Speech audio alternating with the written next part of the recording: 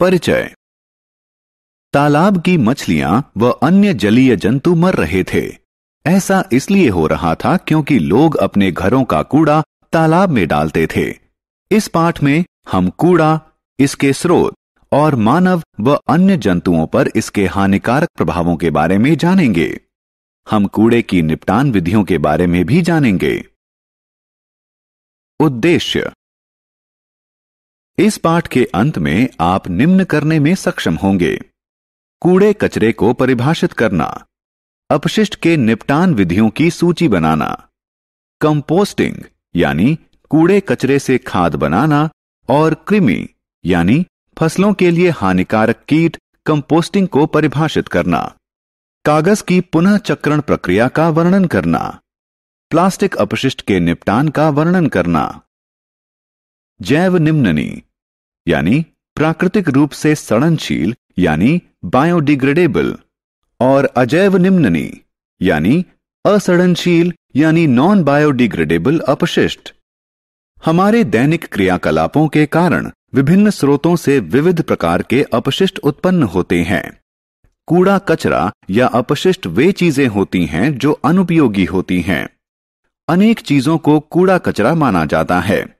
उदाहरण के लिए घरेलू कचरा, नालियों का कीचड़, उत्पादन गतिविधियों से निकला हुआ अपशिष्ट, पैकिंग सामग्री, बेकार कारें, पुराने टेलीविजन, बगीचे के अपशिष्ट, पेंट के पुराने डिब्बे इत्यादि। अपशिष्टों को दो श्रेणियों में बांटा गया है: एक बायोडिग्रेडेबल अपशिष्ट और दो नॉन बायोडिग्रेडेबल अपशिष्ट। सब्जियों और फलों का छिलका बायोडिग्रेडेबल अपशिष्ट है, जबकि प्लास्टिक, धातुएं और कांच नॉन बायोडिग्रेडेबल अपशिष्ट हैं। अपशिष्ट निपटान की विधियां। जब हम सब्जियों और फलों का छिलका छीलते हैं तो इसे कूड़ेदान यानी डस्टबिन में डालना आवश्यक होता है। इधर उधर लापरवाही से पड़ा हुआ इस प्रकार का कूड़ा कचरा कीटाणुओं के कारण होने वाली बीमारियां उत्पन्न करता है। आइए हम अपशिष्ट निपटान की विधियां देखें, जिनमें कंपोस्टिंग, कृमि कंपोस्टिंग और कागज का पुनः चक्रण शामिल हैं। कंपोस्ट, कूड़े कचरे से बनी खाद। कूड़ा कचरा ढोने वाली गाड़ी शहर से कूड़ा कचरा इकट्ठा करके खुली जगहों पर ले जाती है। इन खुली जगहों पर गहरे गड्ढे होते हैं, जिन्हें भराव क्षेत्र कहा जाता है। इन जगहों पर अपशिष्ट के उपयोगी व अनुपयोगी भागों को पृथक कर दिया जाता है। अनुपयोगी अपशिष्ट को इन जगहों पर डाल दिया जाता है और मिट्टी से ढक दिया जाता है। अपशिष्ट के उपयोगी भाग जैसे किचन का अपशिष्ट, फलों व सब्जियों का छिलका को भराव क्षेत्र के निकट गड्ढों में डाल दिया जाता है और मिट्टी से ढक दिया जाता है। कुछ समय बाद अपशिष्ट का उपयोगी भाग कंपोस्ट में बदल जाता है। पूर्ण रूप से अपघटित यानी विगलित होने के कारण इसका रंग काला हो जाता है और इसमें किसी प्रकार की दुर्गंध नहीं होती है। इस खाद का उपयोग पौधों में किया जाता है, जिससे पौधों की वृद्धि होती है।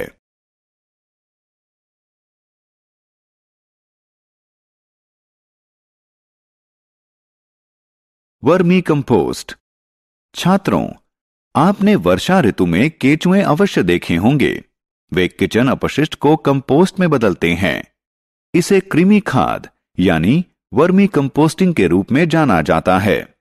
वर्मी कंपोस्टिंग के लिए लाल केंचुओं का इस्तेमाल किया जाता है, जो दांत रहित होते हैं।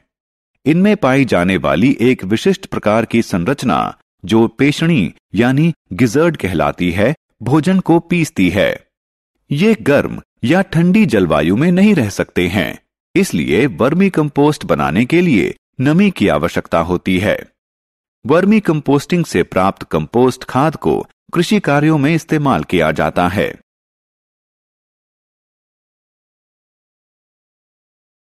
कागज का पुनः चक्रण। अब हम कागज के पुनः चक्रण के बारे में सीखेंगे। कागज का पुनः चक्रण वह प्रक्रिया है जिसमें बेकार कागज से नए कागज का उत्पादन किया जाता है। कागज के पुनः चक्रण के लिए पुराने समाचार पत्रों, पुराने लिफाफों, पत्रिकाओं, पुरानी कॉपियों, अनुपयोगी कागज, एक टब और तार से बने हुए लकड़ी के फ्रेम यानी जाली फ्रेम की आवश्यकता है। समाचार पत्रों और बेकार कागज को 1 या 2 दिन तक पानी में भिगोएं। अतिरिक्त पानी निकाल दें। भीगे हुए कागज को कुचलकर पेस्ट यानी लुगदी बनाएं। उसके बाद टब में पानी व पेस्ट डालें और इसे हिलाएं। जाली फ्रेम को कटोरे में डुबाए रखें। उसके बाद फ्रेम को टब से धीरे धीरे निकालें और तुरंत इसे समस्तरीय स्थिति में लाएं। अब फ्रेम से पेस्ट की परत को अलग करें। पानी निकलने तक प्रतीक्षा करें। इस तरह हमारे पास पुनः चक्रित किया हुआ कागज है।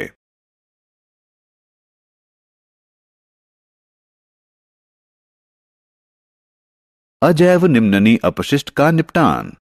अब हम अजैव निम्ननी अपशिष्ट का निपटान देखेंगे।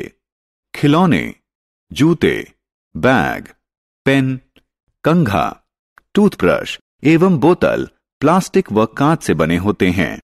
प्लास्टिक नॉन बायोडिग्रेडेबल वस्तु है। यह 2 साधारण पदार्थों में विभक्त नहीं होता है। सभी प्रकार के प्लास्टिकों का पुनः चक्रण भी संभव नहीं है। केवल कुछ प्रकार के प्लास्टिकों का पुनः चक्रण किया जा सकता है। प्लास्टिक एक हानिकारक अपशिष्ट। सभी प्रकार के प्लास्टिकों को जलाने पर हानिकारक गैसें उत्पन्न होती हैं। कभी कभी पशु प्लास्टिक के बैग खा जाते हैं, जिससे उनकी मृत्यु हो जाती है। जो प्लास्टिक बैग हम सड़कों पर फेंक देते हैं, वे नालियों में जाकर उन्हें जाम कर देते हैं। इससे पानी नालियों से बाहर सड़कों पर भर जाता है और लोगों को अनेक कठिनाइयों का सामना करना पड़ता है। हमें प्लास्टिकों के निपटान के लिए निम्न विधियां अपनानी चाहिए। प्लास्टिक के बैग का इस्तेमाल बंद करें। जहां तक संभव हो इनका पुनः इस्तेमाल करें। कागज के बैग का इस्तेमाल करें। सूती या कपड़े के बैग का इस्तेमाल करें। प्लास्टिक के बैग का इस्तेमाल खाद्य सामग्री रखने के लिए नहीं किया जाना चाहिए। प्लास्टिक के बैग को इस्तेमाल के बाद इधर उधर नहीं फेंका जाना चाहिए। प्लास्टिक को जलाना बहुत ही हानिकारक है। हमें किचन के अपशिष्ट के निपटान के लिए भी प्लास्टिक के बैग का इस्तेमाल नहीं करना चाहिए।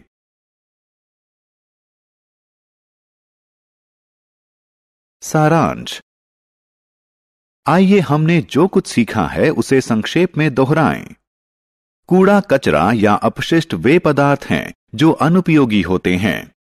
अपशिष्ट 2 प्रकार के होते हैं, 1 बायोडिग्रेडेबल और 2 नॉन बायोडिग्रेडेबल।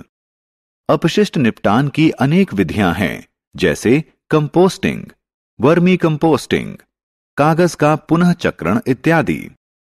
फलों एवं सब्जियों का छिलका बायोडिग्रेडेबल अपशिष्ट हैं। प्लास्टिक नॉन बायोडिग्रेडेबल अपशिष्ट हैं। सभी प्रकार के प्लास्टिक जलाने पर हानिकारक गैसें उत्पन्न करते हैं।